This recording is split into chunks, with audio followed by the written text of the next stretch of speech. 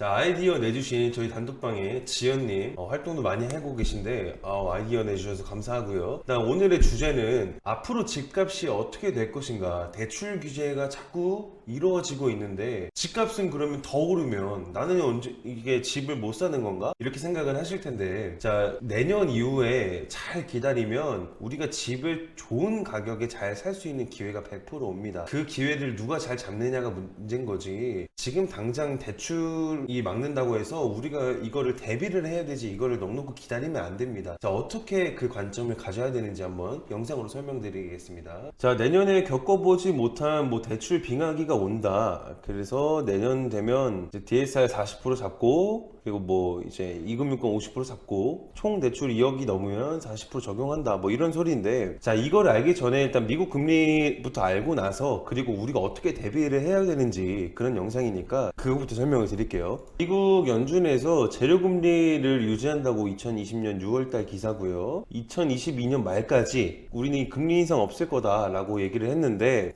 지금 상황이 심상치가 않죠. 11월 달에 테이퍼링 한다고 하고, 자, 그렇게 되면 금리 인상이 조금 더 빨라질 수가 있는데, 2022년에 금리 인상이 없다 하더라도 23년에 2번, 24년에 3번, 요 이상의 금리 인상이, 기준금리 인상이 있습니다. 예상을 하고 있죠. 이렇게 다 올리게 되면 미국의 금리가 당연히 오르면 한국도 당연히 오를 수밖에 없겠죠. 자, 금리가 오른다는 건 뭐예요? 내가 갚아야 될 이자가 많이 늘어난다, 이런 소리인 거죠. 그래서 최저임금 빼고 말씀을 드리자면, 원금이나 원리금 균등상환을 하신 분들이 부담이 커진다. 내가 이자를 3, 400만 원씩 내면서 버틸 수 있는 사람들이 얼마나 존재를 하겠어요. 더군다나 지금 내년부터는 DSR 40% 잡으면 대출 받고 싶어도 못 받는다, 이런 소리입니다. 그래서 이런 기사들이 막 어제부터 쏟아지고 나왔죠. 빙하기 온다. 금융사들 50점 맞는 애한테 다음 시험에서 90점 맞으란 얘기다. 선생님이, 야, 너 시험 왜 50점 그따구로 맞아? 너 90점 맞아와, 내일까지. 이렇게 되는 겁니다. 어떻게 되겠어요? 당연히 안 되겠죠. 그래서 내년에 40% 이렇게 잡게 되면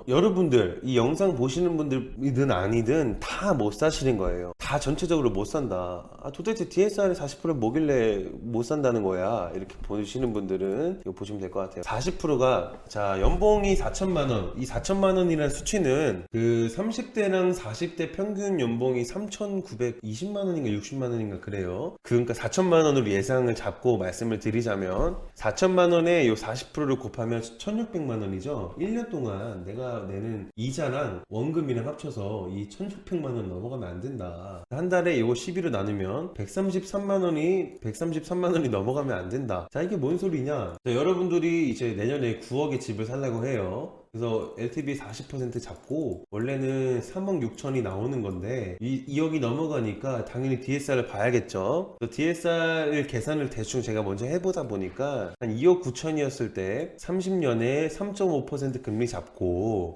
2억 9천 빌렸을 때 월 상환 금액이 이자랑 원금이랑 합쳐서 130만 원이 나옵니다. 자, 되게 간당간당하죠. 4천만 원이실 때 133만 원이 넘어가면 DSR 때문에 대출이 안 나오는데, 자, 간당간당합니다. 자, 이렇게 되면 벌써 7천만 원이라는 갭이 생겼죠. 7천만 원. 이 7천만 원 현금이 더 드는 거예요. 근데 7천만 원, 연봉 4천만 원이신 분이 7천만 원 이렇게 모으는 게 사실 굉장히 어렵죠. 자, 이런 분들이 이제 많아지다 보면, 자, 이제 매수에 대한 이 지수가 떨어진다. 지금 더 떨어지고 있는데 앞으로 더 떨어질 거다. 이게 뭔 소리냐? 9억이 넘든 9억이 안 넘든 이미 집을 희망을 하신 분들은 이미 다 사셨어요. 그럼 앞으로 매수자분들까지 분류가 계실 텐데, 이제 무주택자에서 꼭 주택을 사셔야 되는 분, 그리고 이제 상급지로 갈아타실 분들, 아니면 1주택자인데 한 개 더 늘리시는 분, 이렇게 세 분들 다 지금 너무 올랐고 대출 금리가 더 많이 오를 거기 때문에 좀 떨어질 거다, 이렇게 관망을 하고 계신다. 그래서 이제 매수 심리가 좀 떨어지게 되면 집값을 매수자들이 계속 밀어줘야만 계속 이제 집값이 오르죠. 매수자들이 사지도 않는데 갑자기 내가 혼자 뛰고 5억 오른다고 하면 사람들이 미쳤다고 하지, 그걸 사지는 않잖아요. 그 타이밍을 좀 잘 보셔야 된다. 좋은 날이 올 수 있다는 겁니다. 자, 지금 너무 이렇게 이 평균 매매 가격인데도 이렇게 지금 너무 급등하고 있죠. 말도 안 되게 지금 급등을 하고 있는데, 이렇게 급등을 한다 하더라도 지금 지금 매수자들 심리가 위축이 돼 있고 내년 되면 더 위축이 되다 보니까 조금 이 집값이 좀 떨어질 수 있다. 떨어졌을 때 어쨌든 다시 반등을 하니까 그 타이밍을 잘 노리시면 된다. 그래서 A라는 아파트가 있는데 자, 이게 5억짜리였는데 이게 15억이 됐어요. 근데 이거를 5억에 산 사람이 있고 8억에 산 사람이 있고 10억에 산 사람이 있겠죠. 그러면 이 매도하셨을 때 다 15억으로 야 우리 무조건 15억에 팔아야 돼 이렇게 담합을 하지만 실제 그렇게 매물이 그렇게 바로 15억에 탁 맞춰서 나오는 경우보다는 가끔 금매들도 나오는 경우들이 많죠. 뭐 13억 5천이라든지 12억이라든지. 왜냐 5억에 산 사람들은 당장 상급지로 이사를 가고 싶은데 15억이라는 호가에 팔다 보면 좀 기간이 오래 걸리다 보니까 아 나는 그래도 5억에 들어왔으니까 조금 덜 먹고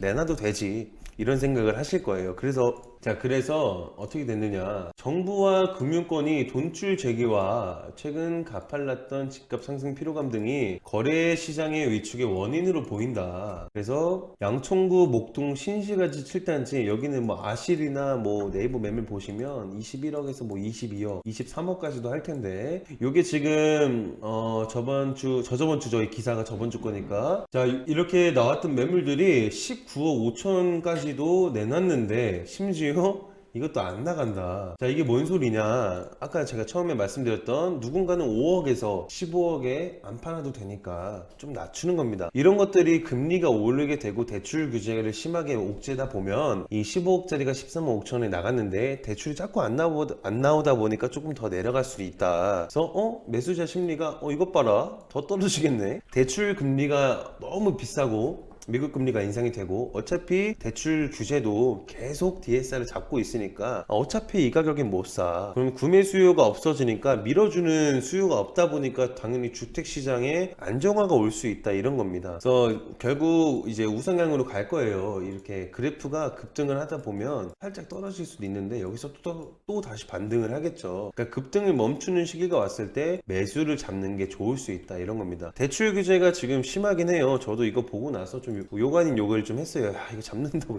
뭐 집값 잡히겠어 이러는 건데 조금 이제 떨어질 수 있다. 그래서 떨어졌을 때 여러분들 무주택자라든지 상급지 갈아타실 분들은 그 기회를 놓치지 않고 좀 잘 잡으셨으면 좋겠어요. 대출 규제라는 거는 매번 있는 게 아닙니다. 우리 지금 정부에서 3번인가 4번 대출 규제를 했는데 자 대출 규제를 잡고 나면 이거 풀어줄 때가 있을 거예요. 그땐 물론 금리가 조금 더 인상이 될 시기지만 어쨌든 대출이 풀어졌을 때 아파트 값이 지금 15억짜리가 13억 5천까지 내려왔을 때 금리가 조금 더 비싸더라도 결국 우상향으로 갈 거기 때문에 이때 들어가실 수 있는 시기가 올 수 있다 이렇게 생각을 합니다. 대출 규제가 있다 하더라도 뭐 지금 뭐 욕하고 가만히 있을 수는 없기 때문에 우리는 해결책을 찾고 돌파구를 찾고 더 나은 삶을 살아야 되기 때문에 그거를 좀 알고 계시고 좀 준비를 하고 계셨으면 좋겠습니다.